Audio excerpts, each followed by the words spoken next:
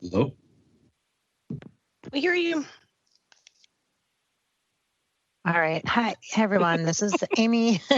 I'm just moving a few people to attendee status just to thin the herd a little bit here with folks in the above the fold. And then we will get started.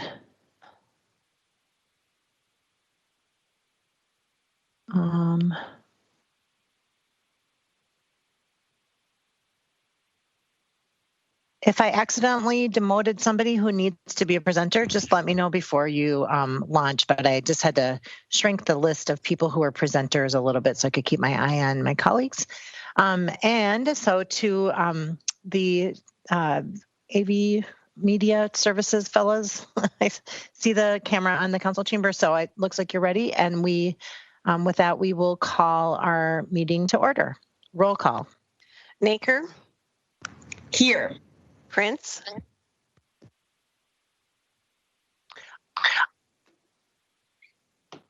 Is she on? Ms. Prince will no. Ms. Prince said she will be with us shortly. Believe she's in her car. Okay. Tao. Here. Tolbert. Here. Yang. Here. Jalali. Here. Council President Bren Moen. Here. 6 present, 1 absent, being Councilmember Prince. Please stand and let follow Councilmember Tolbert in the Pledge of Allegiance. I pledge allegiance to the flag of the United States of America and to the republic for which it stands, one nation, under God, indivisible, with liberty and justice for all. Consent agenda items 4 through 10 are before you for your consideration. Are there any items on consent that should be taken separately? Seeing none, Mr. Tao moves consent. Roll call. Naker. Aye. Prince. She here yet? No. Tao. Aye. Tolbert. Yes. Yang. Aye. Jalali. Aye. Council President Bren Moen. Aye. 6 in favor, no one opposed. The consent agenda is adopted. Item number 11 is a staff report 20-56, the 2021 property tax trends presentation for Ramsey County and city budget discussion.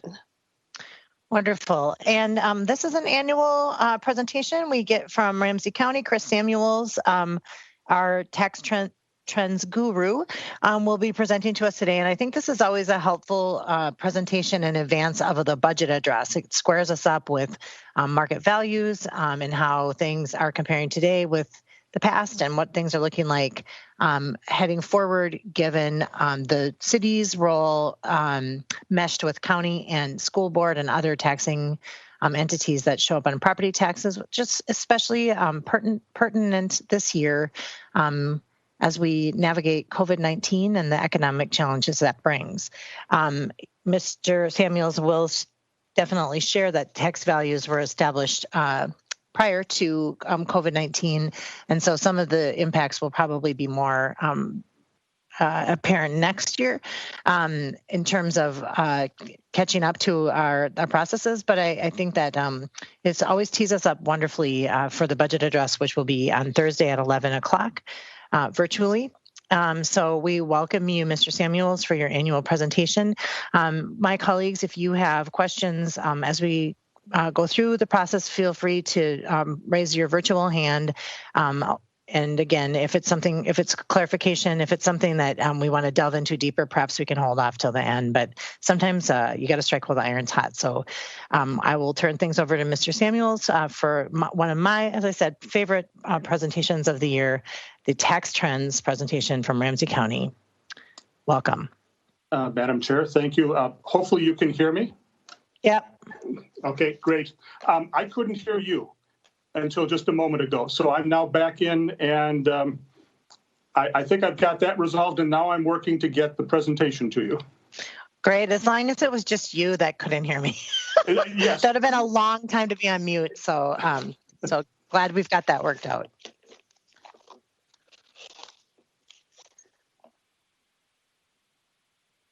Thank you, Madam Chair and Commissioners, and good afternoon. Thank you. I'm Chris Samuel, the Ramsey County Auditor Treasurer, and thank you for the opportunity to talk with you about property tax trends and how they're going to affect the different factors that will impact property taxes here for 2021. I will have a presentation up for you momentarily.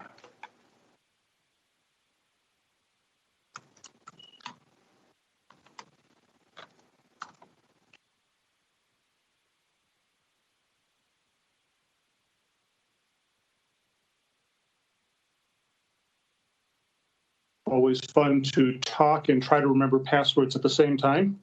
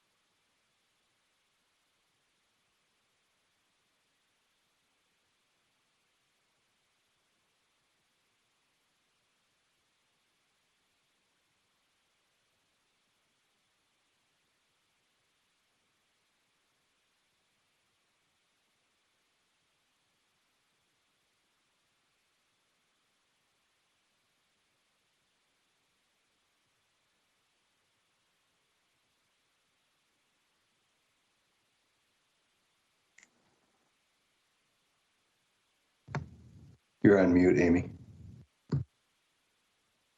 Thank you. Mr. Samuel, if it would help, Ms. Houston can share her screen and you can just have her advance slides. Would that help? That would probably work better at this point. Let's move forward. Thank you. Okay. Ms. Houston will share her screen. I think we used that approach this morning and it worked out just fine.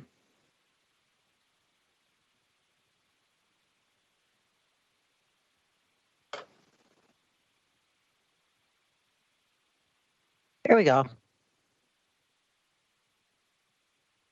Great. Thanks, Holly. If you move forward to the next page, please. Part of the story this year is similar to what we've had in prior years, is this concept of tax shift. And it's an important concept for us to realize for those of us who are dealing in the property tax world and explaining what's happening with individual property taxes, and that it's not purely the result of how an individual home's market value is changing or how county levies are changing or tax and jurisdiction levies are changing. What we're seeing here is that market values this year are actually up 8.6% from what they were in the prior year and are now about $5.86 billion above the pre-2008 peak that preceded the recession at that point. But those increases in market value don't generate any additional property tax dollars. The only way for more money to be raised from property taxes is for taxing jurisdictions to increase their levies. And so consequently, what happens every year is that there is a certain amount of shifting that occurs as certain types of individual properties may have market values changing up or down at different rates than other properties, and consequently may pay more or less in property taxes than they did in the prior year. And it's more a reflection of they are a greater or lesser share of the overall tax base, or that property tax pie, and so consequently their property taxes change as a result. And so one of the things I would encourage you to do as we go through this process, I will be pointing to some of those cues that will tell us where are those tax increases likely to occur and where we like to see tax decreases as well as part of the process, because that's part of the normal mix, and a lot of this will be happening with tax shifts. So looking at those properties that are seeing double-digit increases in market values, we're looking at 26% of the homes, 77% of apartments, and 41% of commercial industrial properties. So that information just on its own is likely to tell you that apartments in general are going to be paying more in property taxes. Homes probably less for a number of those properties, and commercial is kind of mixed in that equation. And a lot of this is going to depend on how much those market values are changing relative to what happened last year. I do want to point out that we're continuing to see strong growth in apartment values. Those are apartments, properties with 4 or more rental units in them.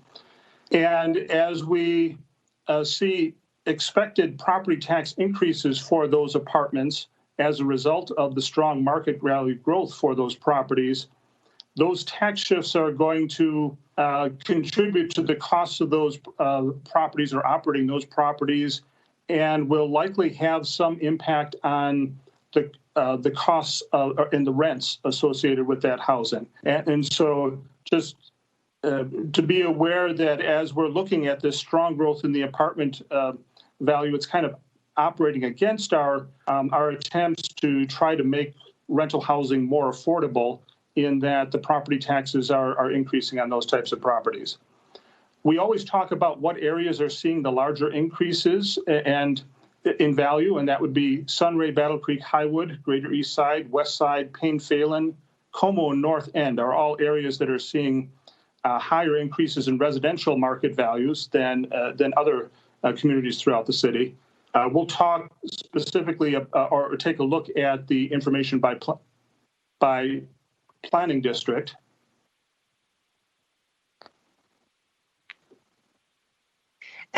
And Mr. Samuel, Yes. I just would like to, if my memory serves, Sunray, Battle Creek, Highwood, Greater East Side, West Side, Payne-Phalen, and North End are all neighborhoods that were slower to recover from the housing recession. And in some ways, they're finally catching up. Is that accurate? That is accurate. And if the county assessor was here, he would be pointing out particular neighborhoods that are still catching up from the 2008 recession, that have still not quite caught up. One of the neighborhoods that I'm not mentioning here is Thomas Dale, which is an area that actually has been hit very heavily in recent years with market value increases as the values there have been catching up and the demand has caught up. Much more moderate growth in that area this year, which is probably going to be a relief for those homeowners in that area that have been hit with significant property tax increases the last few years, largely because it's an area that has seen the high demand and has seen big increases in values. An important reminder that all the values were established pre-COVID. So the values for the Pay 21 property taxes were actually established as of January 2nd, 2020. And I know we have some taxpayers that would be concerned about, well, is my property worth less? And in fact, as we're looking ahead to what are values likely to be as of January 1st, 2021 for 22 taxes, we are actually seeing continued strong market value growth in values at this point, in large part because there's high demand and low supply. Interest rates at this point are at the lowest rate that they've been in many decades, with the result that there is, for those people who are in a position to buy a home or move to a new home, they are in a better position to be able to do that. And that is contributing to higher sale prices of homes and other properties. Now, we might see a downturn in commercial because there likely are COVID impacts that will impact commercial properties in a different way. We expect to see continued strong growth in apartments and homes. And just Mr. Tolbert has a question. He answered my question with a second paragraph about commercial. Got it. So, thank you. Great. Yeah, commercial is much more of an unknown, especially as we look at how businesses are changing in terms of use of office space or with people working from their homes, as well as certainly businesses impacted by the business closures and or reduced business at this point. I think that's an unsure area, and certainly we'll see changes there on commercial that will be more significant as we go into the following year's taxes. Holly, you want to move on to the next page, please? Some good news here with fiscal disparities. This is money that comes from a portion of the commercial industrial property taxes generated throughout the 7-county metro area. And the contribution into the pool is actually determined from a year ago, and we're continuing to, at that point, we're continuing to see growth in commercial industrial values throughout the 7-county metro. And going through the equation, we're projecting that there will be an additional 1.28 million, or 3.9%, available from the fiscal disparities pool for taxes payable in 2021 for the city of St. Paul. Part of what this does is it's almost the equivalent of a levy reduction, because property taxes that would have ordinarily been paid locally by taxpayers within St. Paul will now be paid by commercial industrial properties throughout the 7-county metro. And so in some respects, this looks like a $1.28 million levy reduction to the local taxpayer. And that's good news at this point in terms of when we're looking at the overall property tax impacts. Ramsey County and the city of St. Paul will also have additional fiscal disparity dollars as part of the equation. So, I mean, that's great news. We know that fiscal disparities are always something that become a hot potato and a discussion piece at the legislature, and maybe there was other things distracting this year, but to see that not only St. Paul, but also Ramsey County and St. Paul Public Schools will see an increase in fiscal disparities means that's very good news for our folks receiving a property tax statement from the city of St. Paul. Absolutely. Okay, Holly, if you could, thank you. Normally, we don't talk about property tax collections, but there was a lot of concern or uncertainty with kind of the suddenness that COVID hit and the fact that property taxpayers may not have been well prepared to address the property tax payment, seeing as COVID hit so close to the May 15th due date. What we have seen historically is that property tax collections are highly resilient and reliable. And in prior recessions, there might have been a slight uptick in terms of late payments or delinquencies. But generally, property taxes are a very reliable source to fund governments. And we have seen that trend continuing this year as well. What this slide is showing is the first half property tax collections, and this is just all money collected in that first half. So part of this is people who are also paying their second half at the same time as their first half, which is why you're seeing an over collection in dollars. And what we're seeing is that the numbers this year in aggregate are actually very comparable to what they had been last year in terms of collections. And so we're as of July 29th, we had close to $600 million in the bank, which has now been distributed to all the local jurisdictions. So the city has received the money both in the original settlement as well as there was a deferral until July 15th for a certain group of non-escrow parcels, and those funds have also been distributed to the governmental agencies. That happened in early August. Mr. Samuel, Ms. Naker has a question. Thank you. Mr. Samuel, I'm just wondering about when are we going to know about second half collections, and are we going to know how those are compared to what we'd expect in time to factor that into our budgeting for 2021?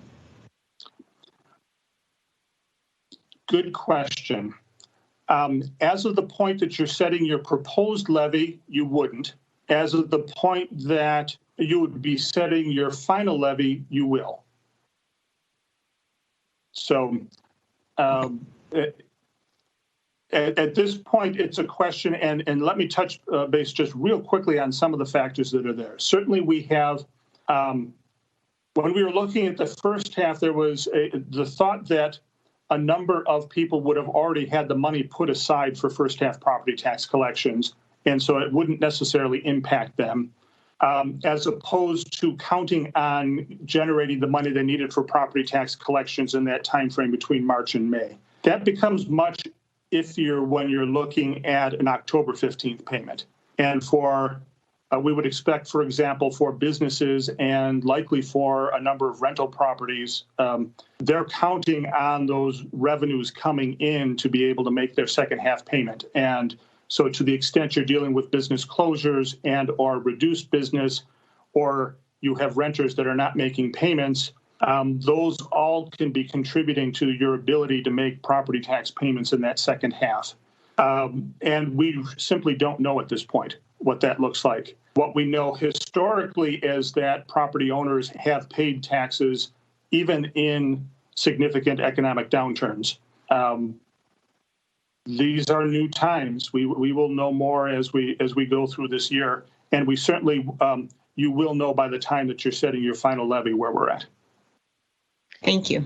And Mr. Samuel, this may not be true with commercial mortgages, but is that, and perhaps you even said this, but I know that typically your property taxes are part of your mortgage payment, and there is a reserve in that. Is that part of the reason why these get paid? It is. Yeah, so certainly to the extent you've got escrow, the banks are making those payments in part because they want to protect their investment. Yeah. Essentially, if you don't pay the mortgage, the bank is going to take the property, and there is a moratorium on those actions at this point. But the bank is still going to want to make sure that the property taxes are paid so that they keep their interest in the property. And in some respects, that's also what we're seeing with owners versus renters.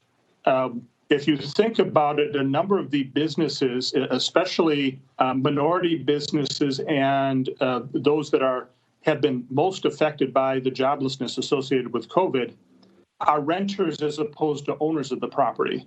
And so it all becomes a question of to what extent is that owner in a position to protect their interest in the property and are going to pay the property taxes even if they're not getting rent in the property. And I think that's an open question the longer this goes on in terms of what those impacts look like. An owner may be able to do that in the short term, but not for the long term. Okay, thank you. Next slide. Thanks, Holly. This slide shows for those properties that were eligible for the deferment, it shows you how many properties by type, and most properties that were eligible for the deferment actually made payment by the due date of May 15th.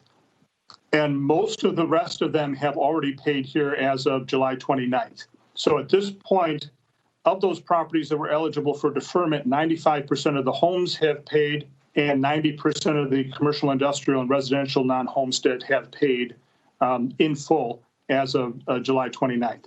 There's about 3,800 parcels that have made no payments, which is about 2.4% of the number of parcels, and it's actually like 0.2% of the overall taxes due, just to put it in perspective in terms of what that means. Certainly very significant for these property owners that are clearly in distress. What we found that was interesting here with this group of 3,800 is that about 2/3 to 3/4 of them actually had tax delinquencies already or were late last year. So what we're looking at here is that the people who have not made payment are actually people who were already in distress pre-COVID. And the COVID circumstances have certainly then made their situation that much worse as part of the property process and push them closer to the edge. We do have almost 1,300 properties that have made partial payment but are not yet fully paid for the first half, but many of them are mostly paid. So we are seeing some properties that have been impacted are showing up on our list that were not there last year, and it's types of properties that you would expect and some that you wouldn't. So certainly beauty parlors and restaurants, medical, including dental and chiropractic, are part of the mix. Less clear were things like how business is changing or how we're transacting differently.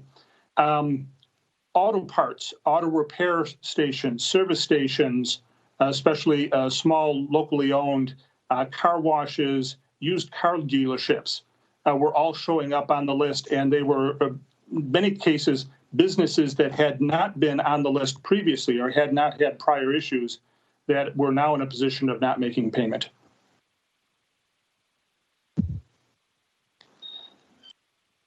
This just gives us a chance to take a look at the groups that are involved in determining a property tax, and also to check in terms of where we are at in the process. So the state legislature is the one that sets the overall property tax policy and determines the different uses of property, how much of that value is going to be used for the tax base.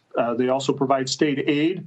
They can provide mandates to local governments that aren't funded, and they do levy a property tax for the state business tax. At this point, the state legislature's action in conjunction with property taxes has already taken place. We don't yet know what the tax rate will be for the state business tax. That'll be something we'll be getting here in the next month or so. For the county assessor, he is then going out and then based on sales of property, determining the market value of the property and assigning the use based on the legislative mandated uses of the property to determine property tax or determine those property values. And that's an action that has already taken place, and there have been multiple appeals opportunities already in place that people could take advantage of to review their market value or the use assigned to that property. There are still going to be some changes that may occur here with actions that are in tax court, or potentially someone who has just purchased a home and now wants to file for a homestead. There still is opportunity for that action up until December. And so consequently, there will still be some changes with market values, but at this point, market values are pretty much known and should be close to where we end up when we actually extend taxes.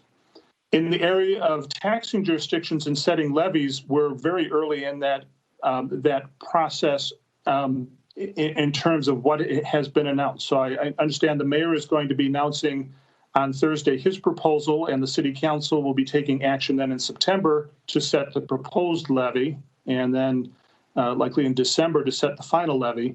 The other taxing jurisdictions are going through the same process. So at this point, we don't know what the proposed levies will be for next year. And so many of the illustrations that we're going to be going through will be showing no change in levy as one of the assumptions. Then we'll walk through what some of those impacts are.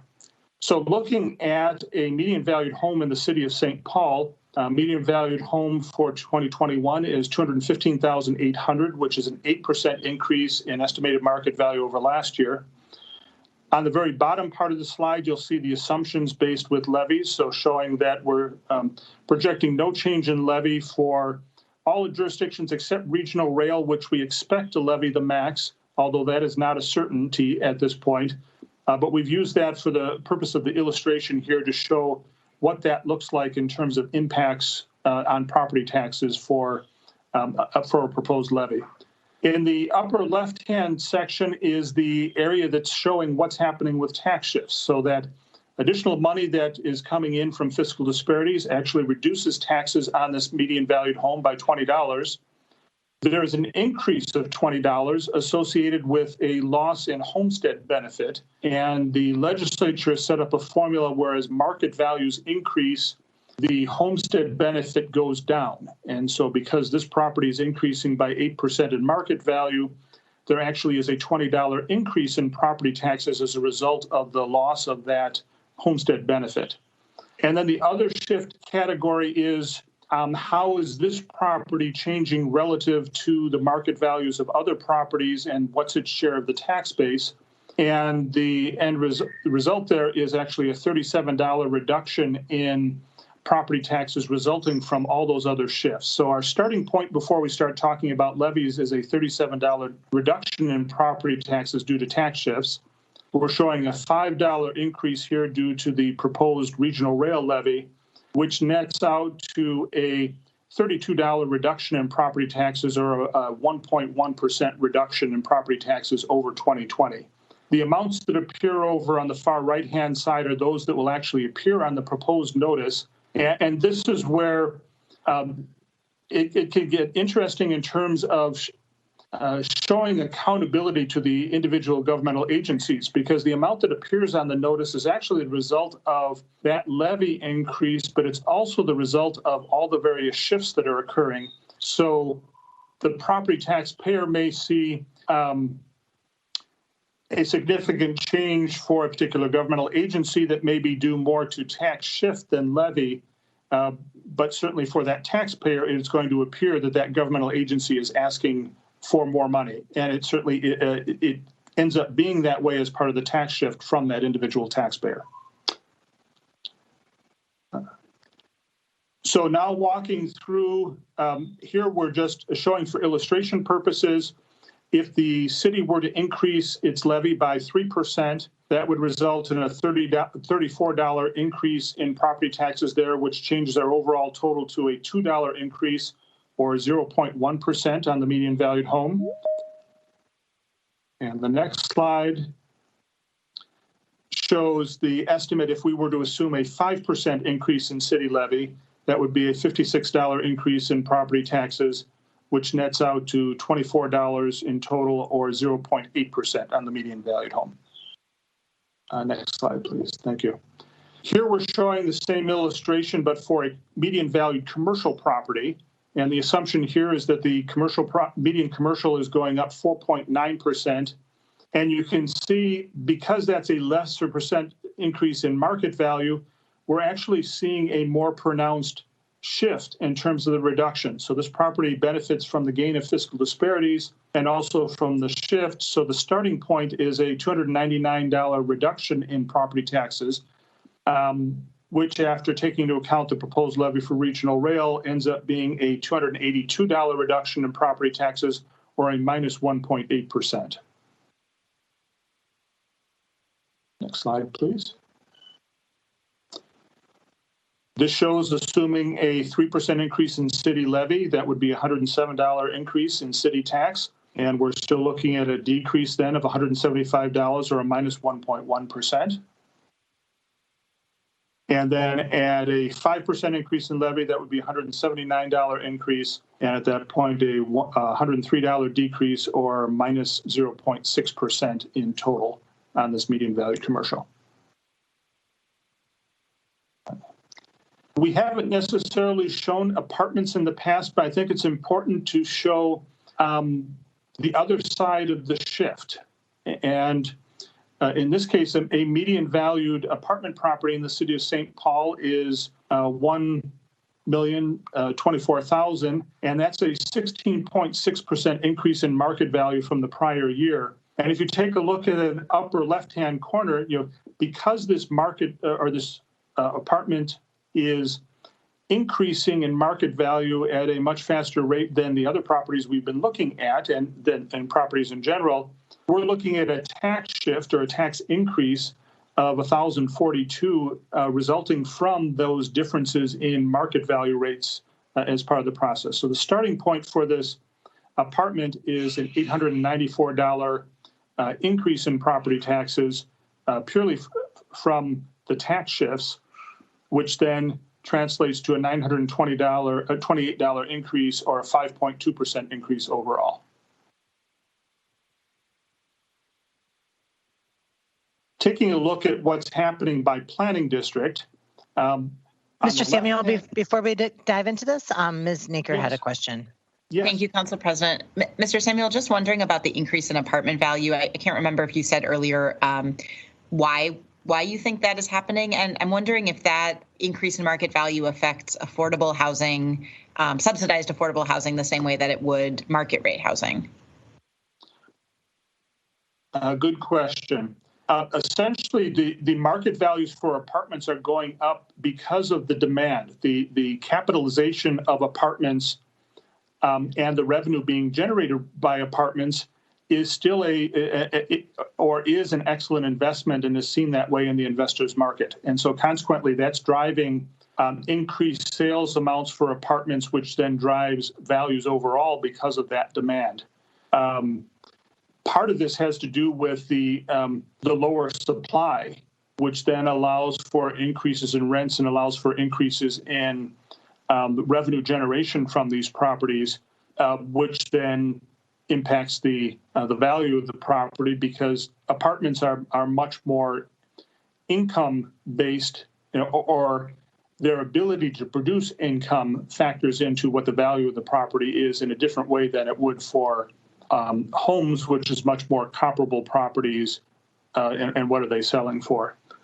As to the issue of affordable housing, those affordable housing properties are going to be impacted in the same way because they're in the same market in terms of the type of property. But those properties that are subject to 4D, the low-income housing tax rate, actually pay significantly less, or a smaller portion of their value towards the property taxes. So they pay significantly less in property taxes, but the value that's used as the basis for it is still comparable to the process or the values that are being used for market rate apartments. Does that get at your question? Yeah, so just to make sure I understand, for affordable properties that fall under 4D, they pay a lower rate anyway, but they would still see the same market value increase. So their lower rates than everybody else would still be expected to increase for them. Is that right? That's correct. Okay, thank you. Which is part of why I was saying this whole process in terms of what's happening with apartment values is making them less affordable.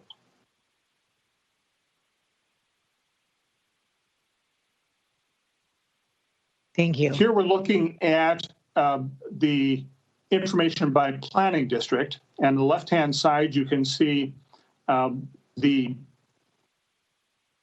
median market values for residential property by each of the planning district. In some of the other slides, we take a look at what is the value or the median value for a single-family home. Here we actually expanded to include a broader category of residential property, which includes townhomes, includes condos, includes co-ops that wouldn't be included in the single-family home category. And in large part, this is because of downtown, which has a larger portion of those non-traditional type housing. And we want to show within each of those planning districts what's really happening then for all the residences of various type, the single family, the co-ops, townhomes, condos in combination. And so that's what you're seeing here in terms of the median values that are being used. As I mentioned, you can certainly see then that those areas that are seeing double-digit increases would be Sunray, Battle Creek, Highwood, Greater East Side, Payne-Phalen, with the West Side and North End and Como being close behind. If you look at 14 and 15, Mac, Groveland, and Highland, you actually see much more moderate or modest growth there, just about 2% as part of the equation. So moving on over to the right-hand side then, based on the levy assumption with only increasing the regional rail, you actually see then that the projected taxes actually result in a decrease for 12 out of the 17 planning districts for the median valued properties, with one additional one at 0 and another at 0.4%. So, and even for those that are seeing increases, we're looking at much more modest increases than some of the numbers we've looked at this point in time in recent years. So a lot of decreases, and if you think back to what we had talked about previously, in part that's because taxes are being shifted to apartments, it's being shifted to commercial industrial, and consequently our median valued homes are seeing that benefit in terms of projected lower taxes because of the tax shifts. Next slide, Holly. So this shows what the numbers look like then for illustration purposes, using a 3% increase for the city levy. And you still have 11 out of the 17 planning districts that are looking at projected decreases at that level. And next slide.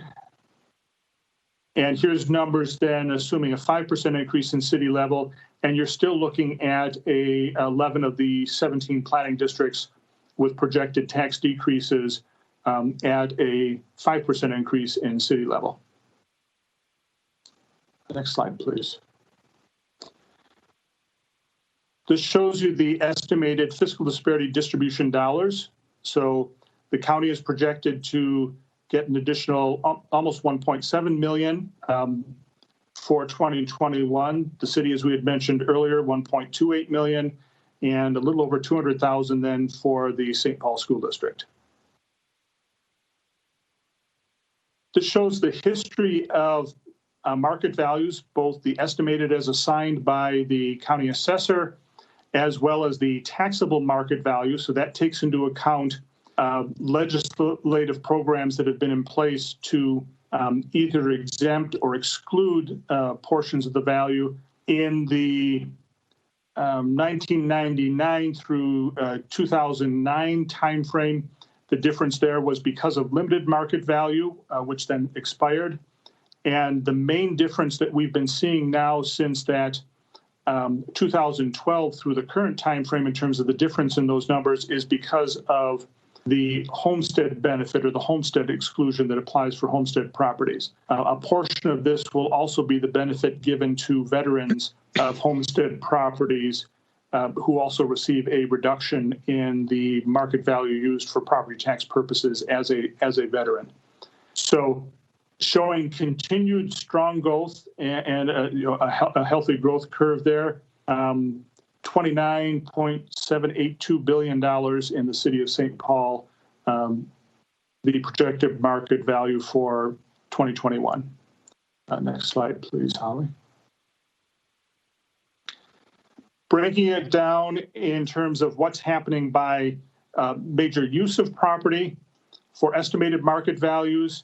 Bottom line, I mentioned 8.6% increase overall.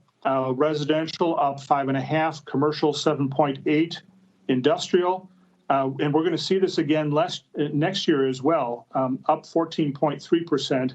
That's a combination of both growth in value of those properties as well as new construction that we're seeing as part of this mix. So industrial is not purely inflationary growth of existing properties, but also additional new properties that are part of the mix. Whereas the apartments is a combination of all the new building that's taking place as it relates to apartments and that has come on board, as well as the inflationary growth because of sales. In the next column, on the taxable value, you can see that for commercial through personal property, the percentage increase there is very comparable, but slightly higher than for residential. And that's because for the homestead properties, they lose a portion of that homestead benefit, which actually increases the taxable market value, which is why we're seeing a higher rate of increase from a taxable purpose for residential property, primarily for homesteads. And those numbers carry forward then to be comparable for the net tax capacity or the tax base in terms of how those impacts actually play out when you get to the tax base. Next slide, please.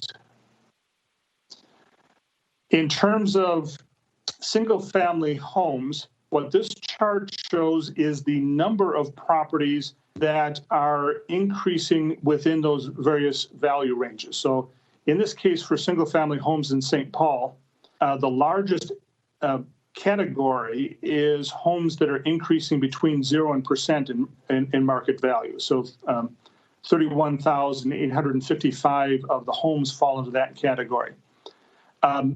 Whether those properties see an increase or decrease in property taxes will depend on how close they are to 0 or how close they are to 10% as part of that mix. But as we were seeing with the median, even at the 8% increase, we were projecting a property tax decrease. So many of those properties at this point in time would be looking at tax decreases, as certainly would those 8,904 that had a decrease in market value. But the properties that are then in that 10 to 20% range, 20 to 30% range and above are certainly much more likely to be looking at property tax increases. And of larger amounts, the larger you go up in that on the chart.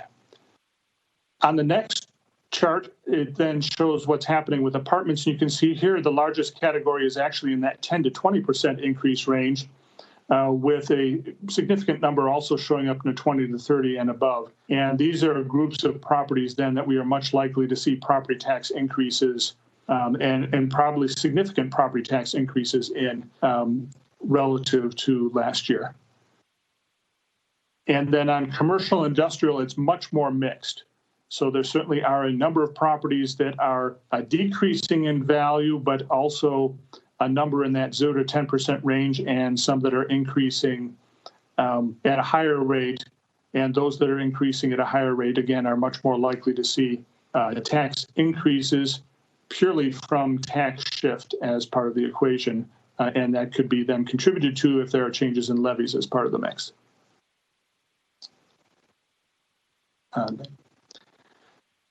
Famous Friends, this is where we take a look at specific properties to show what's happening with estimated taxes on those properties. This is the group of residential homes in the city of St. Paul representing different areas of the city. And you can see then over on the far right-hand side, assuming no change in the city tax levy, even with a 12.6% increase in market value for the home in Hawthorne, that translates to a 4.8% increase in net tax. And that the other properties that we're looking at here, even with increases in market value, are looking at modest growth and or property tax decreases at this point in the process before we start talking about property tax levies. And next slide shows then for commercial properties, and you can certainly see the differences that are occurring there in terms of the increase in market value. The restaurant on University being a significant example there, where that property, based on what was happening on sales and comparable properties, the value on that property actually increased 36.3%, and that is then would translate to a 28.3% increase in taxes. Whereas for the other properties that commercial properties that are part of the mix, we're actually looking at tax decreases or a modest increase. As a footnote, I will mention that all of the commercial properties shown here did pay their first half property taxes in full. And so just kind of the question about what's happening with, since two restaurants are represented here, and we also have a retail business represented as part of this list of famous friends. In terms of the question about paying property taxes for 2020, first half taxes were paid. And with that, I'll end the presentation and stand for any further questions. Wonderful. Thank you so much. Are there questions from Mr. Samuel at this time? It looks like Ms. Naker has a question. Thank you. I thought I would hold back just in case anybody else had a question. Just really quickly, Mr. Samuel, thanks again. This is always so helpful. I was just wondering, because normally I think we usually have your presentation at this time of year, and usually you do have numbers filled in for county levy and at least one other jurisdiction. So I'm just wondering, is that because of a change in schedule, or are you projecting no change? Because that obviously changes our numbers quite a bit as soon as you start taking anything but a zero in on those lines. Mm-hmm. In answer to your question, yes, the county schedule changed. And so at this point, I believe we're looking at August 25th is when the county manager is going to make his proposal. And at this point, the county board has taken no action. So you're absolutely right. Typically, it would be end of July, early August, the county would be taking action, or we would have the proposal from the county manager as part of the equation. And we don't have that as yet at this point. So yes, if I had levies, I would include levies, but we don't this year, and that is a change in schedule. And is it typical that we don't have the school district's levy? It absolutely is. And in fact, we have the joint property tax meeting coming up at the end of September where the joint levy is set. The school district has a hard time coming up with numbers by that point. And a lot of this has to do with their funding from the Department of Education and availability of that information to actually know what that levy is going to look like. And so it is not unusual for us to go into joint property tax and not have a school levy even at that point that's been adopted by the school district. So much more uncertain where the other jurisdictions will set their proposed levies in September. Okay, and that is my recollection as well. And I appreciate your question, Ms. Naker. I was wondering if there had been some kind of a change, because typically we do have at least one of those numbers set. So thank you for that. Ms. Prince and then Mr. Tao. Thank you, as always, Mr. Samuel, for this really great presentation. My question about the Ramsey County levy, it's my recollection that last year they had projected 2 years, that last year and this year would be a 4% levy. So they have decided not to do that. Or did I remember that wrong? No, you absolutely remembered that correctly. The county operates on a 2-year budget cycle, and they typically will set the levies for the 2 years as part of that process, but they always re-examine that in the actual year. And so I would say it's safe to say that that number is likely to change. Okay. Without committing to what that change is, and nothing has been announced at this point. And also one other question I have is that I do not recall you're pulling out apartment buildings separately in previous years. So that is new this year. Is that right? It is, and in part because it's a continued strong growth in that value, and to show the other side of the shift.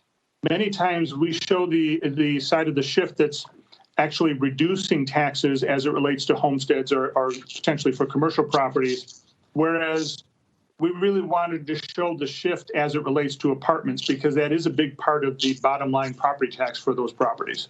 Right. Thank you for that. I think it's, obviously it's really important for us because, as you said, we have a shortage of supply of housing in St. Paul.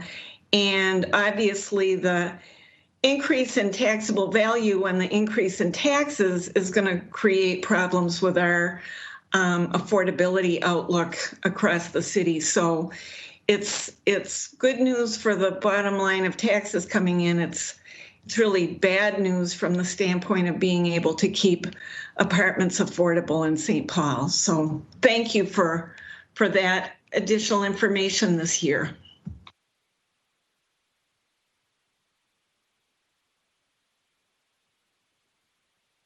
I'm sorry, Mr. Tao?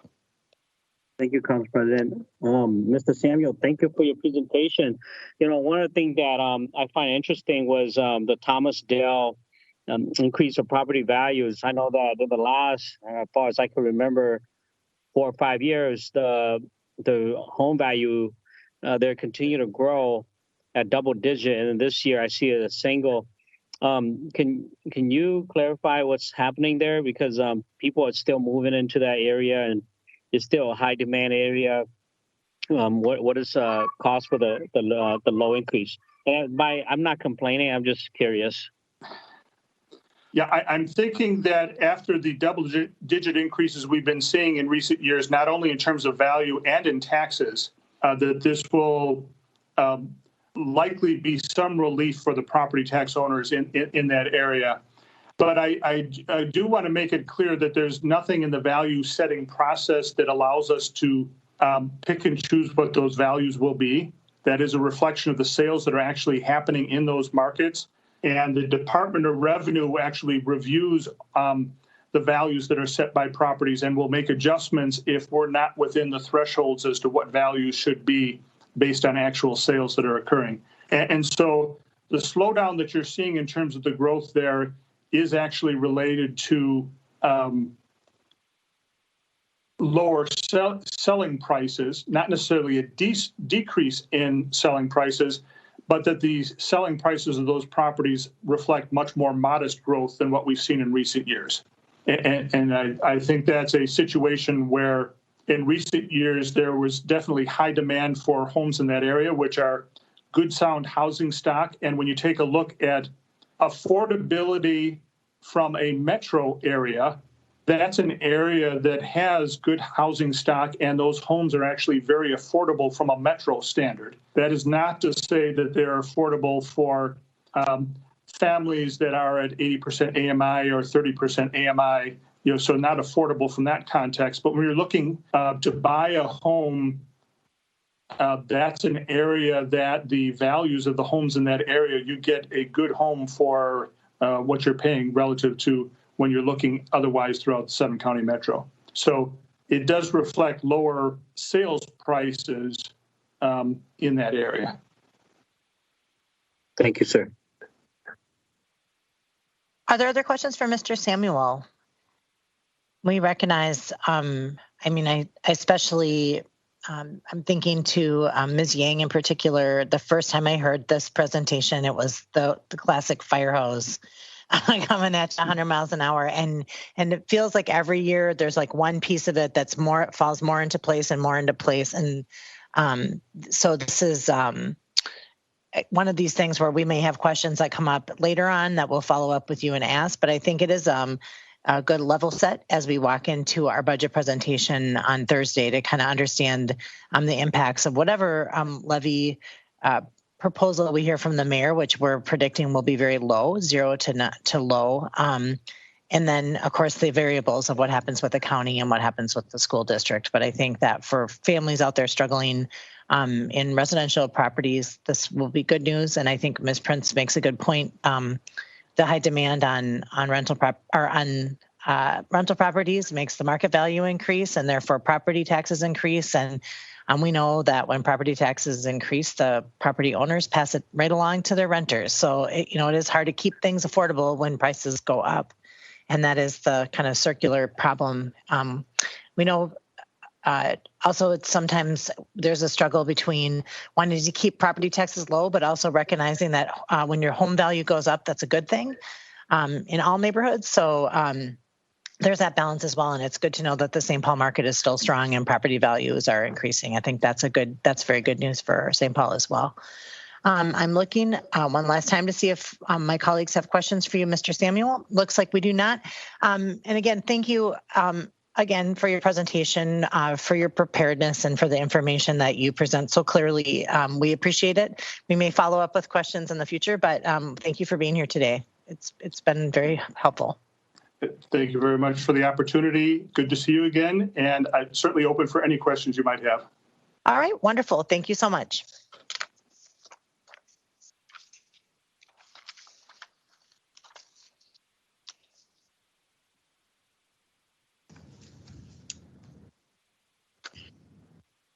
Council President Brendmoen, are you ready for me to launch into the next portion? Okay. Yep, Ms. Houston. All right. Good afternoon, council members. I'm Holly Houston, the Chief Budget Officer for the City Council. I am going to briefly discuss the City Council's 2021 budget process today. Just let me pull that up. All right. So as you know, 2020, this year has been full of unprecedented events that have impacted the city's finances. We are projecting a decrease in revenues, and we've been challenged the way we deliver services. And those challenges will follow us into the 2021 budget process. So today, as I mentioned, I'll briefly go through that process. If you have any questions or want more details on something, I'm happy to meet with you individually.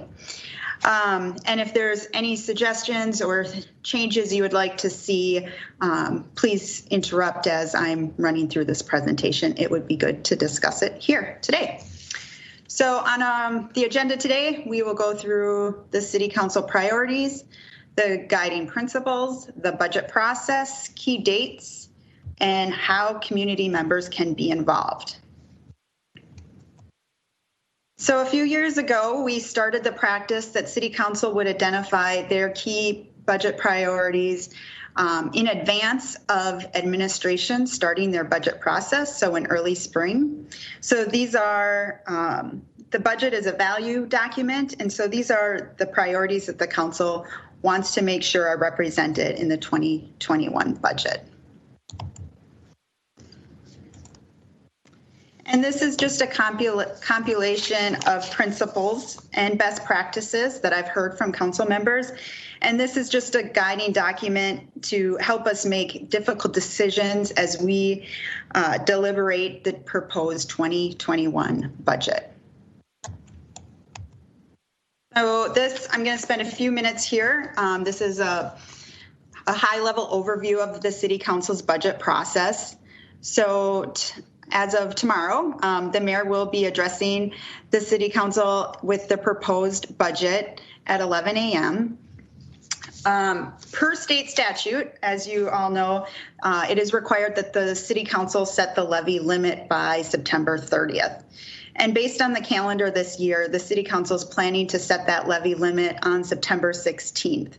With that compressed timeline, the City Council is planning to really focus in on the general fund changes from the general fund larger departments, as well as any departments that have significant changes in 2021. So in August and September, the City Council will be having meetings with the department on those changes. We've also scheduled a community engagement event, so we want to hear public feedback on the mayor's proposed budget. That meeting will be scheduled for September 3rd at 6 p.m. And so that'll be a live call-in public hearing. As mentioned, the levy limit will be set September 16th. And then the City Council will start the deep dive into the 2020 proposed budget presentations. And new this year, we've asked that departments also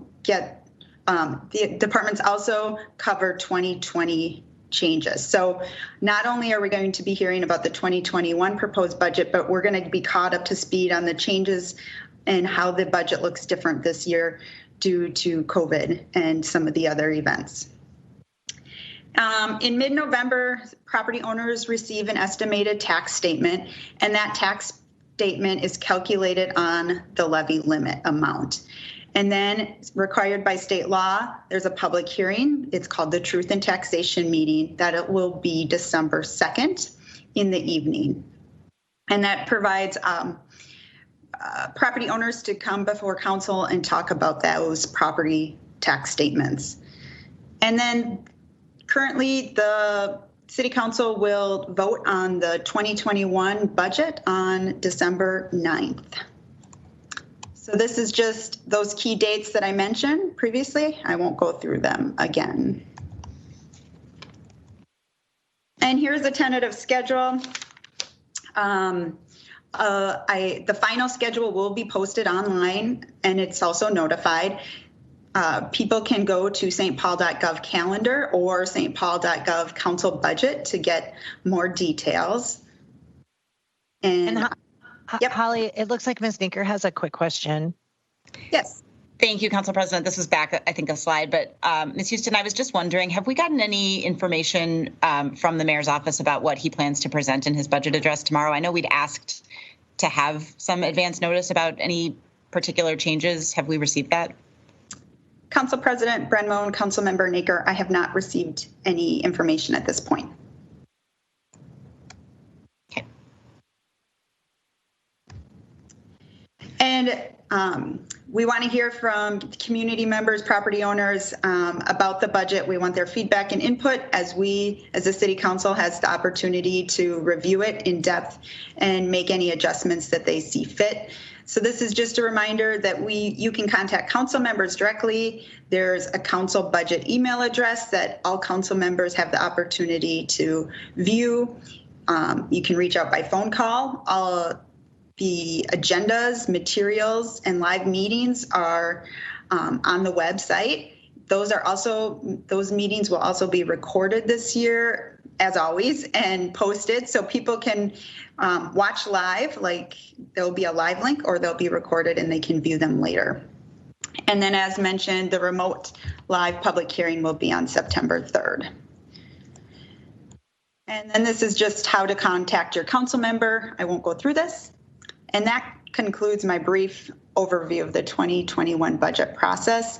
I look forward to working with the Office of Financial Services as well as the other city departments and you all as we work our way through the 2020 budget. Is there any questions that I can answer? And Ms. Houston, just all of the documents that are part of your deck here are things we can use to share out publicly, like a public notice of our proposed schedule for budget hearings and other process pieces. And I think that they're good tools for sharing this information with folks. We are, of course, in our virtual world, so we will do the public hearings, our community kind of reactions to the budget in a virtual format. But I do want to make sure that we as council members and that as part of this meeting are sharing that there's so many ways to reach your council member, to reach all of the council members with an email, with a phone call. We're at the point in technology where you can probably email us a video if that's what you'd like to do to share your thoughts directly. But we are looking to, gather people's input following the presentation in a variety of different formats. And for all of the challenges that COVID has brought, I do believe that our ability to expand our use of collecting people's input online has really been a big improvement in opening up this process to folks. So I want to make sure that we're sharing out that you can certainly participate in the live call-in public hearing, and that'll be likely a lottery with 3 minutes a person and details to follow. But there are so many ways to also reach out to your council member or all of us. I see Ms. Prince. Ms. Houston, thank you for your presentation. It's really helpful. You mentioned that the department heads during their 2021 budget presentation will be showing the changes that were made to reduce the 2020 deficit. I am wondering if we can get an overall presentation of how we're meeting the deficit reduction goals overall. I know that you have gotten some information about how the administration is calculating that, but I think it's going to be, I feel like we need to see that kind of outside of the 2021 budget process to understand how we are meeting that deficit. And to my knowledge, I think it's now sitting somewhere around 30 million. I don't believe we have had a report on what the deficit ultimately is going to reach, and it may be a moving target, but I think we need to see the deficit and the deficit reduction effort as a separate presentation. So I would request that. And Ms. Prince, I would also say that I've mentioned this in several of our individual budget meetings that I think that type of a presentation would be extremely helpful, especially in distinguishing the one process from the other. It's really challenging when you're having a conversation about reducing 2020 budget, not to conflate it to 2021, and anything that we can do to really clearly delineate those two processes, recognizing that they do touch each other. But I would definitely support, getting updates on where we are with the 2020 budget as well in a separate format than wound up with the 2021, just so that it's real clear to us what's being presented. Thank you. Do you think that's something we could request from Mr. McCarthy? Absolutely. And I think you mentioned this earlier. I think it's a bit of a moving target, especially since we're early in Q3. But an update would be appropriate. Thank you. Council President Brendmoen and Councilmember Prince, I will make a note of that. And it is tradition that the Office of Financial Services prepares a budget amendment closer to the end of the year. And so there would be an opportunity to have a meeting just on 2020 and discuss those changes collectively as a whole. Okay. Anything else? All right. Thank you. I look forward. Thank you, Ms. Houston. And thanks again for the documents. I think that helps us share out and we are going forward again with that community kind of reaction to the budget. On September 3rd, we had worked on having a daytime and an evening presentation or evening hearing, and we were, due to conflicts with our technology and other scheduling entities, we had to just stick with the evening event, but we certainly encourage council members to hold ward-specific meetings as well, if that makes sense, so that we can get that kind of input that we're looking for on our budget. So thank you, Ms. Houston. And we will switch back to the main event, our council agenda. I think we have a few items left to go, so thank you so much. Item number 12, second reading of ordinance 20-11, amending the appendix to chapter 409 of the legislative code pursuant to section 17.07.1 of the charter and section 409.20 of the legislative code to create an additional commercial development district at 974 7th Street West. This ordinance is laid over to August 26th for third reading public hearing. Item number 13, second reading of ordinance 20-25, amending the appendix to chapter 409 of the legislative code pursuant to section 17.07.1 of the charter and section 409.20 of the legislative code to expand the commercial development district at 1 Leach Street to include 200 Grand Avenue. This ordinance is laid over to August 26th for third reading public hearing. Item number 14, second reading of ordinance 20-26, granting the application of Hua Vang and Yia Tao to rezone property at 1428 East 7th Street from split RM1, RM2 to all RM2 medium density multiple family residential and amending chapter 60 of the legislative code pertaining to the zoning map. This ordinance is laid over to August 26th for third reading public hearing.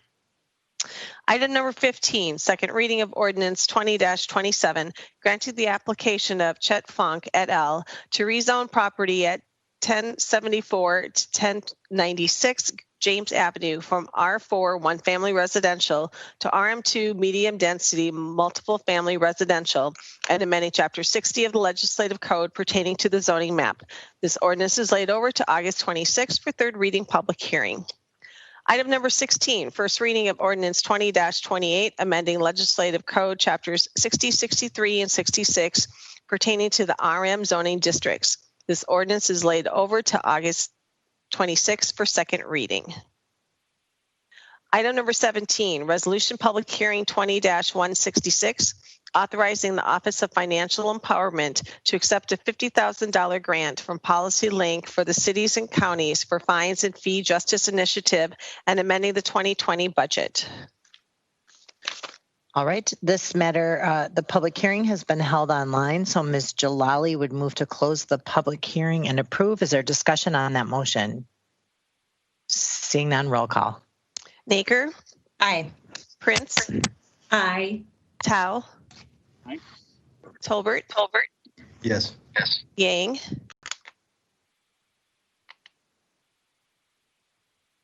Yang? Aye. Jalali? Aye. Council President Brenmon? Aye.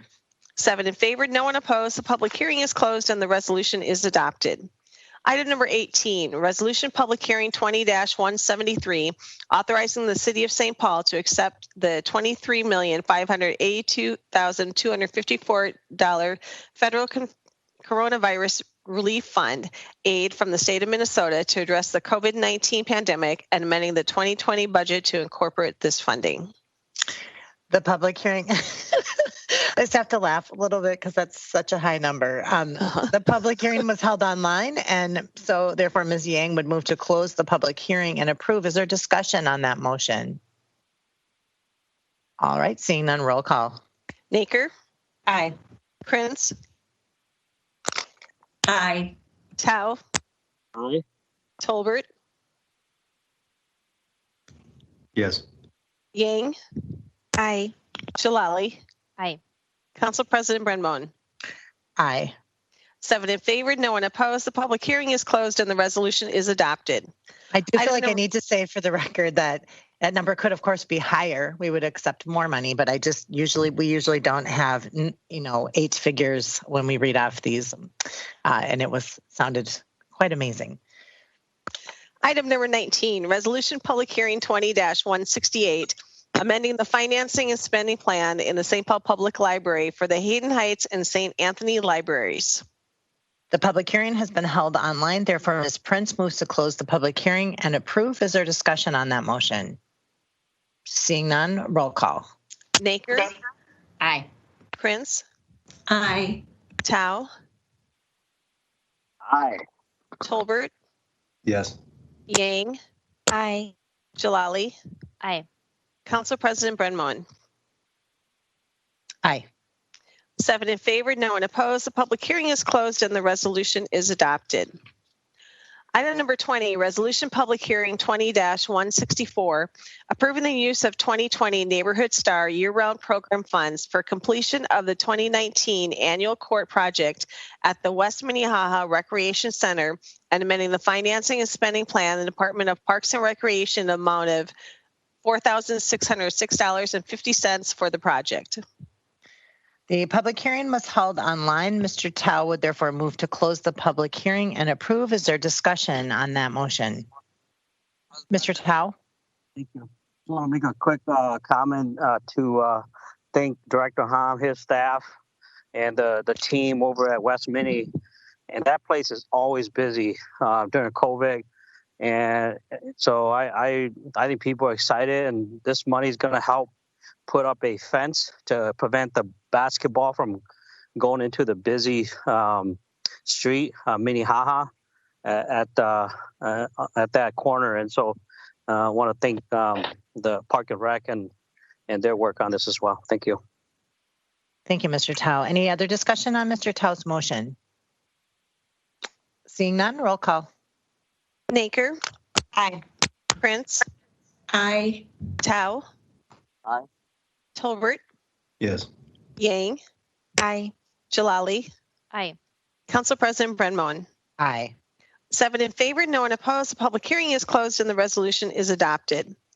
Item 21, resolution public hearing 20-159, amending the finance and spending budget in the Department of Parks and Recreation in the amount of $25,000 to reflect grant funds received from the IA O'Shaughnessy Foundation from the grant holder's fiscal agent, Minnesota Landmark, for the Rice Park Revitalization Project.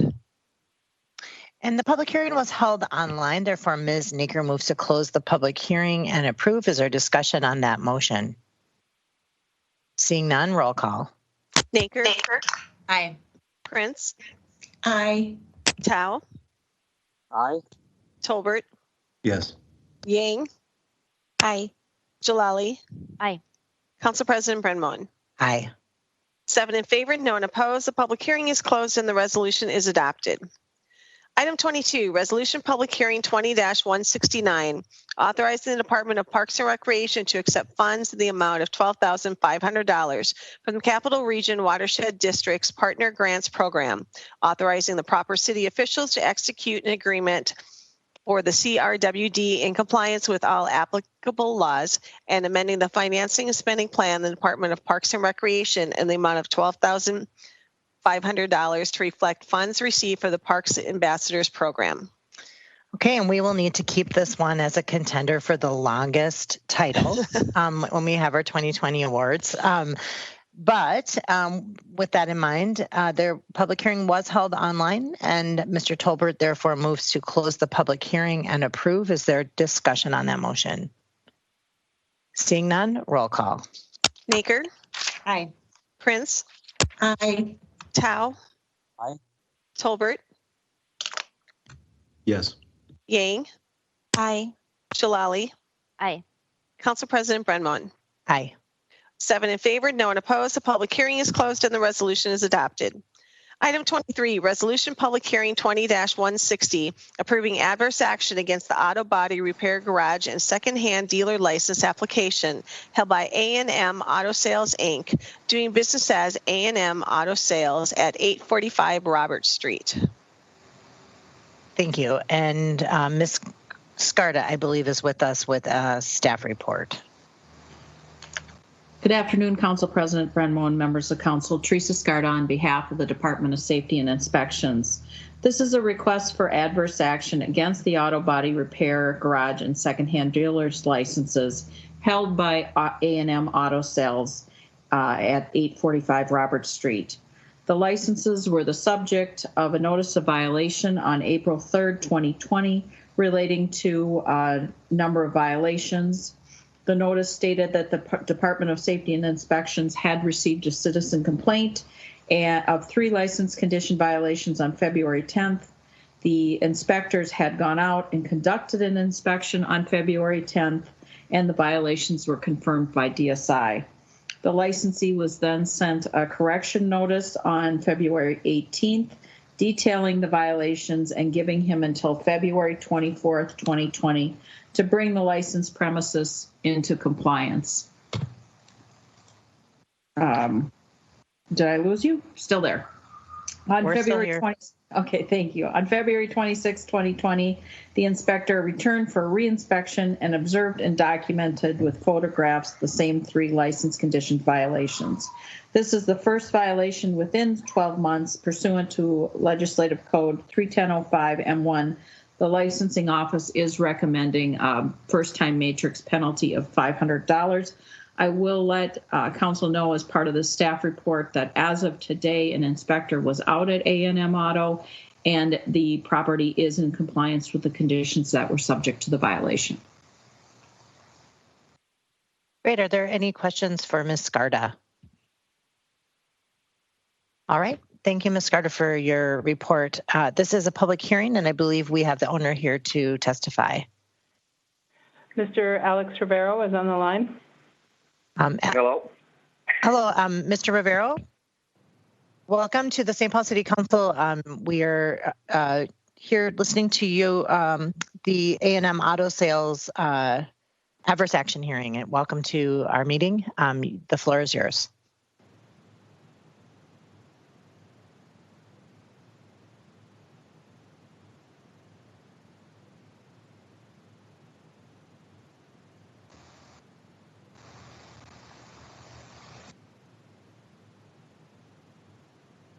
Mr. Rivera, we're not hearing you if you're speaking. And I will just say to our staff, I'm not sure, is he in on 266-9990? Can you hear me now? Can you hear me? I can. Okay. Okay, there you go. There we go. Mr. Rivera, please start again. Yep. So, I mean, I guess the reason I wanted to be heard was I've had this issue ongoing since probably back in 2018. I mean, I've never had issues. I've always been in compliance. My shop has always been the one that, you know, we don't mechanic outside. I get along with all my neighbors. I make sure the snow removal for my neighbors. I do the lawn cutting. Our property is always pristine, and the DSI can actually check records and state that they've never had an issue with our property. The only issue we ever had is I submitted a plat map way back when I first established the business, you know, probably over 10 years ago, on how the parking spots were supposed to be set up. And I switched those probably 10 years prior back and never had an issue. And then I went in to speak to a certain inspector. I'm really bad with names, but he came out to check. And when he came out, he said, well, hey, you know, these aren't in compliance. I was like, I know, you know, they've been like this forever. He was like, well, that means you haven't been in compliance for these many years. Well, since then, I've had nothing but an issue. He's made it more than his job to come out multiple times on certain days, make my job not even hard. Hey, I'm on the phone. Make my job hard with customers being there. I mean, making rude comments as far as going to saying, if you people would get your things together. I mean, the comments were getting almost to the point where they were racist. I had literally had the police come to my location at one point, and physically this guy wouldn't leave the property. And I was like, dude, you're an inspector. Like, I get what you're saying. Send a letter and I'll deal with it. This last violation, we were actually passing out lunches for this whole COVID thing for our whole neighborhood, dealing with neighborhood house. I had a car blocked so people couldn't just pull in as kids were picking up lunches. And he came by and took pictures of the car blocking the intersection. So there I was out of compliance. Came back the following week. I stated, we're doing the exact same thing. You see the bag lunches. You see the table blocking my garage. There's no cars being repaired. We're passing out lunches. I have my truck full of food that we're bringing to Kenyon, where my other business is at. And they proceeded to take pictures again. Like, it's been more than just his job. It's been harassment.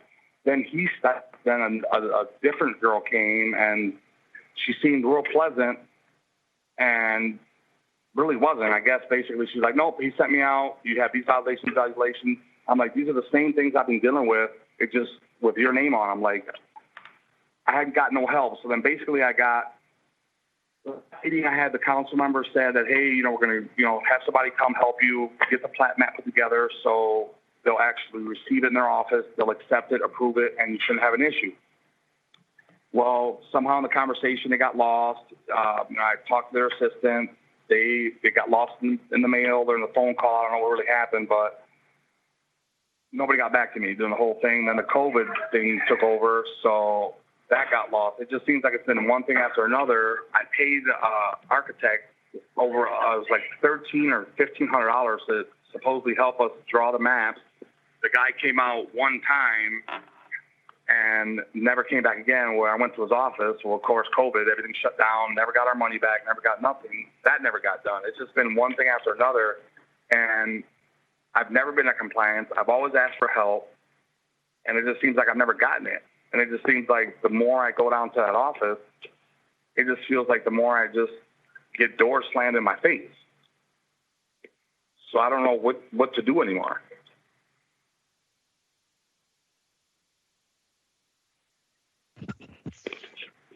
Thank you. Is there anything else that you want to add to your statement at this time? There's a possibility that there maybe council members who have a question for you, but just wondering if there's anything else you'd like to state before we close the public hearing. I'm just frustrated. I'm flustered. I mean, it just seems like the business has always ran perfect. I've never had an issue. I never had nothing. Everything was always the way it was. And because this guy had me in his sight or whatever his problem was, he made it his personal vendetta to come to my place when I was open, when I wasn't open, during different times of the night, during everything. I mean, just to go above and beyond his job. And it became almost to the point where it wasn't even his job. It felt like it was more of a racist situation than it was anything.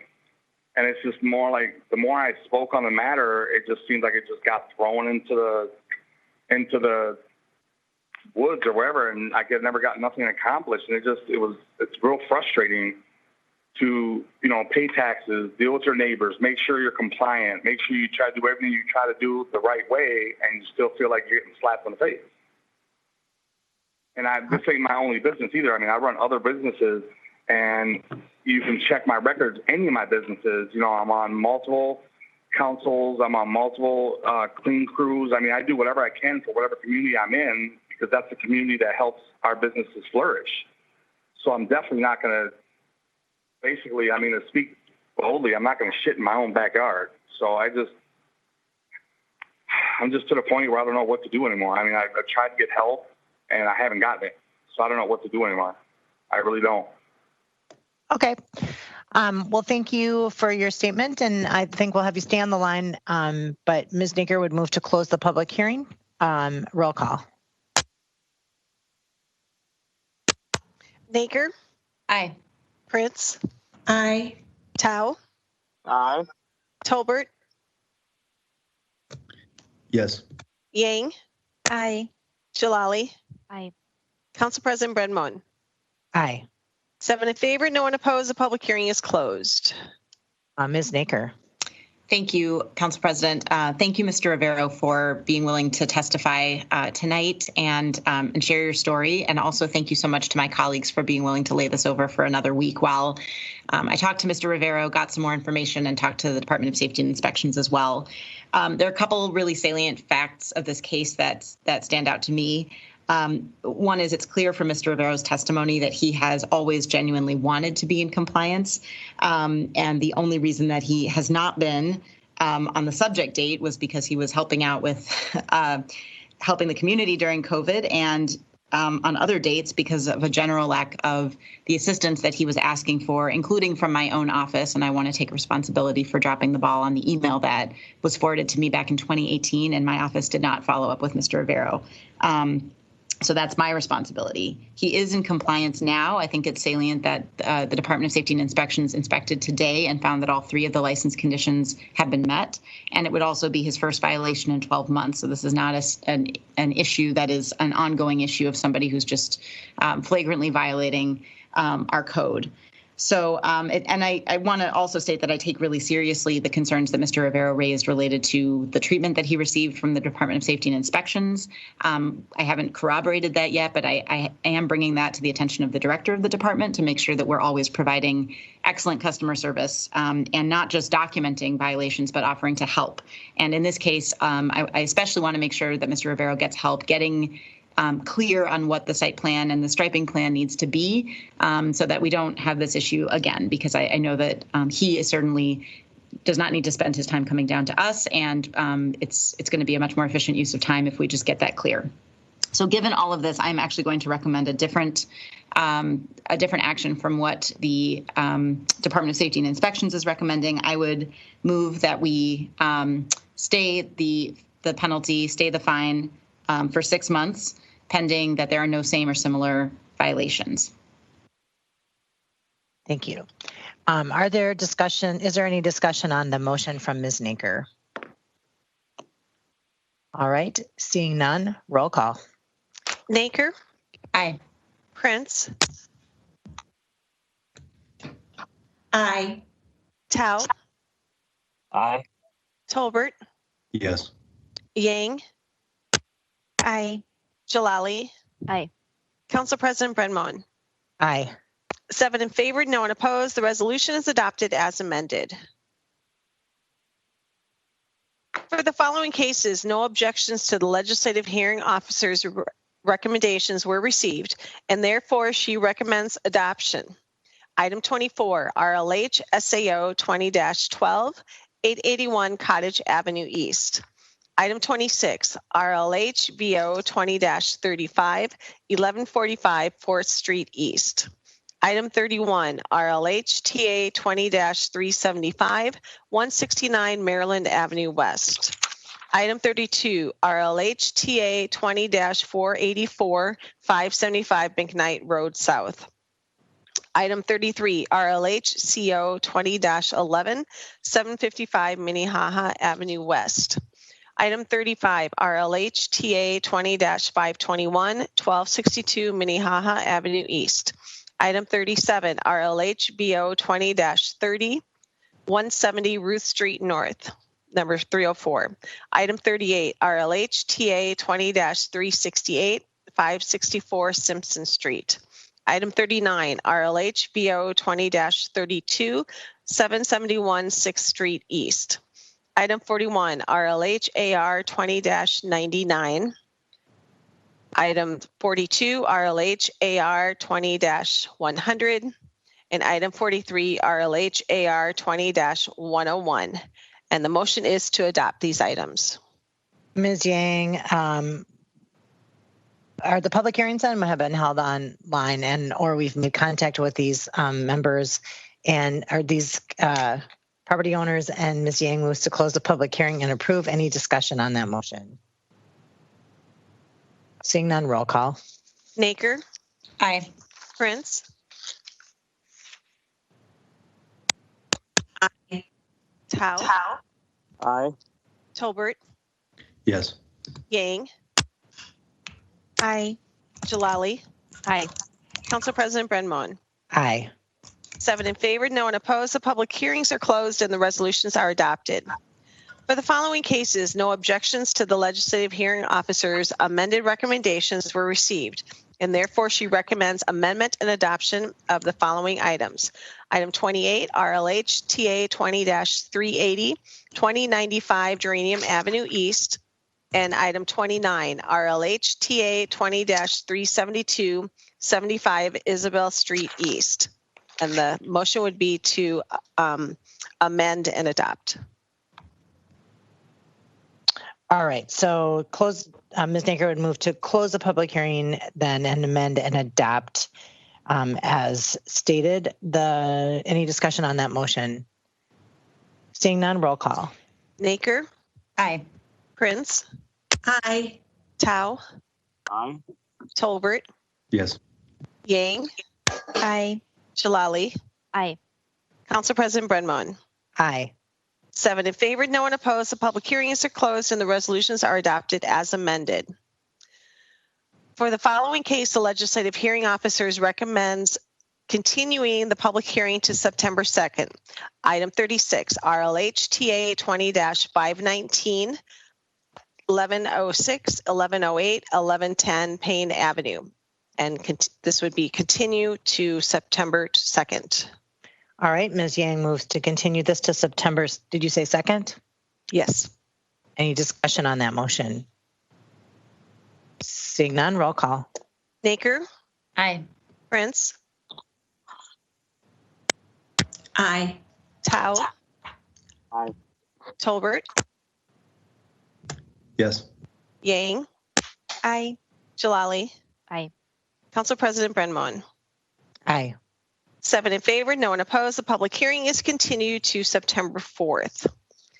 For the following cases, the legislative hearing officer recommends continuing the public hearing to January 6, 2021.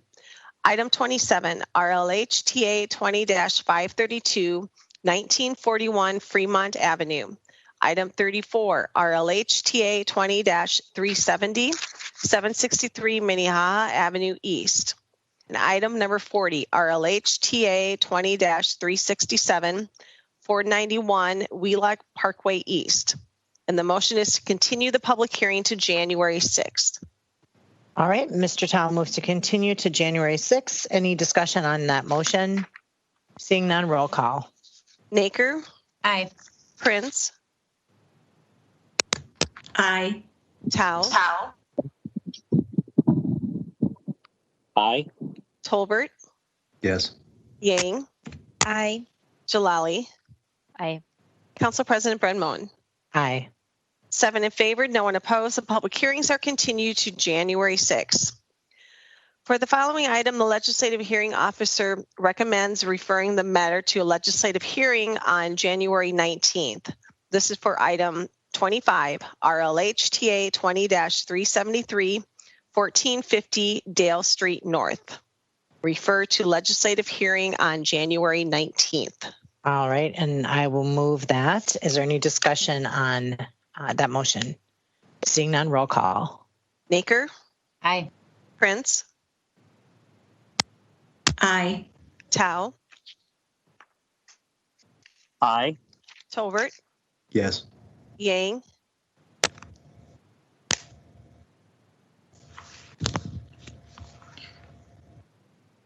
looks like maybe she dropped off. Oh, sorry, I'm No, here. she's still Aye. there. Yeah, it looks like my mute didn't come off. Aye. Jalali, Aye. Council President Brenman. Aye. 7 in favor, no one opposed. The resolution is referred to legislative hearing officer on January 19th. The following case is contested, and therefore the legislative hearing officer will have a staff report on the record and the owner representatives will testify. This is item number 30, RLHRR 19-29, 864 Marion Street. Ms. Mormon? Council President, in this case, this afternoon, I've received additional information. The owner has received financing. I don't have all the documents for that financing, but it appears that he has a loan in place and he has bids to do the work. This is definitely an 11th hour, well, 12th hour even situation where we've been dealing with it for many, many months. The owner is now represented by an attorney who seems to be pulling things together, and I would ask that you lay the matter over for one more week for them to complete putting together a scope of work and providing adequate documentation of financing. And then hopefully I can make a recommendation for the rehabilitation or removal of the building in 180 days. So. All right, recognizing that by the time we get to raise and removal, things have been in the works for a significant amount of time. And then we have a 12th hour plan coming forward. You're suggesting are recommending a 1 week layover to allow time to complete the process. Okay, Mr. Tao. Ms. Mormon, thank you, Council President. Ms. Mormon, can you clarify, is this a residential or a rental property? This is a duplex. Okay. All right. We'll give them a week. Okay. All right. So Mr. Tao moves a 1 week layover. Any discussion on the motion? Seeing none, roll call. Naker, Aye. Prince, Aye. Tao, Aye. Tolbert, Yes. Yang, Aye. Jalali, Aye. Council President Brenmoen. Aye. 7 in favor, no one opposed. The public hearing is continued to August 26. That is the end. All right, that brings us to the end of our agenda. Again, it always 5 o'clock feels late, but that's because our meetings, well, usually start at 5:30. So this is a new normal. As we reach the end of our agenda, there's room now, time for any updates on news from across the wards or in the city. Does anyone have anything to share today? Ms. Prince. Oops, Ms. Prince, your mute button is on. Okay, here I am. There you are. On next Wednesday, let me find this here, August 26th, the Santa Foundation and the Southeast Community Organization are going to be holding a free food distribution event at Grace Lutheran Church, which I'm trying to bring this up here, which is over by White Bear and Old Hudson Road from 1 to 3 o'clock on, again, Wednesday the 26th. And these Santa Foundation food drives have been really remarkable. It's really good food. It's fresh produce, meat, and dairy. And so I really recommend that we all spread the word about it. Also, on Saturdays, let's see. On Saturdays, the 22nd, the 29th, and September 5th, from 9 to 11 o'clock, Pastor Carl Johnson will be hosting a pop-up produce shop at his Storehouse Grocers, which is located at 851 East 7th Street in Dayton's Bluff. So these are really good opportunities for people who are in need to pick up fresh food.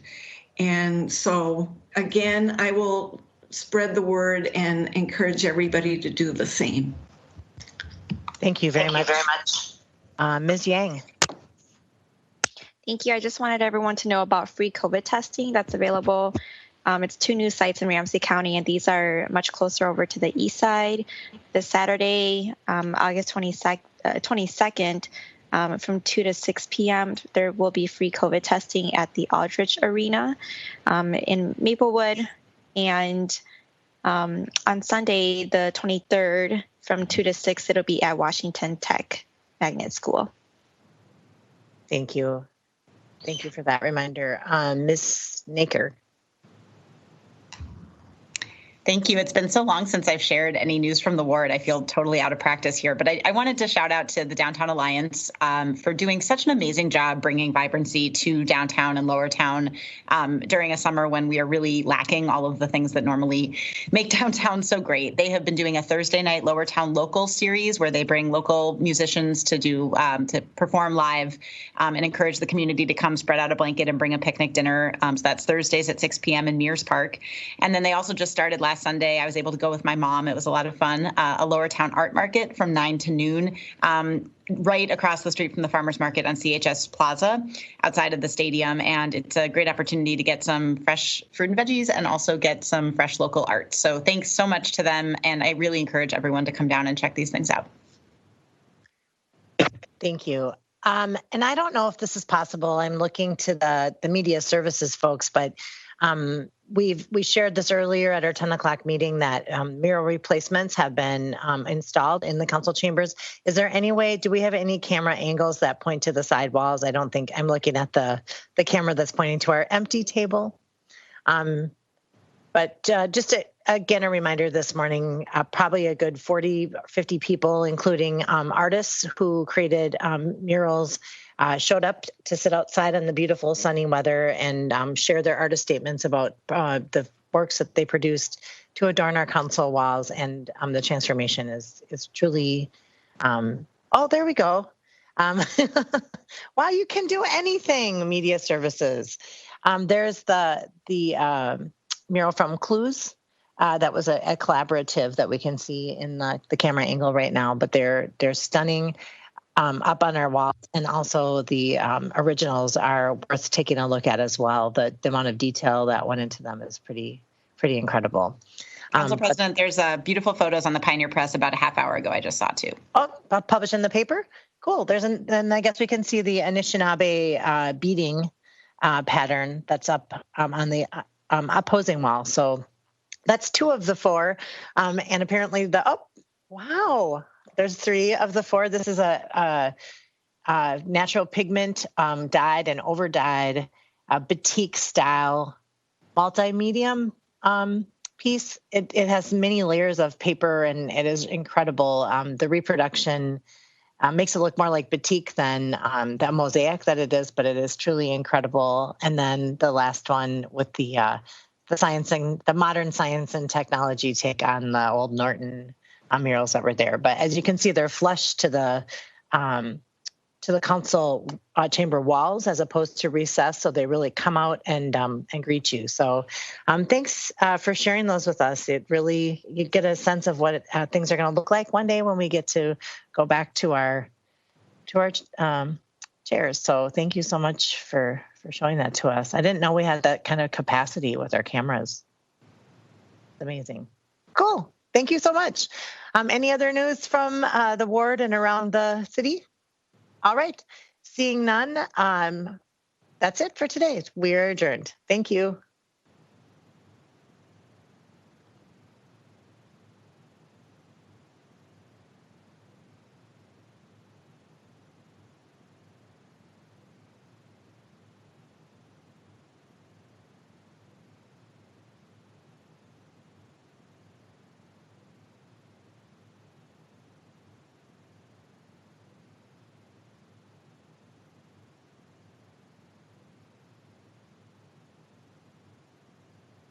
Contra la palma de la otra, entrelazando los dedos.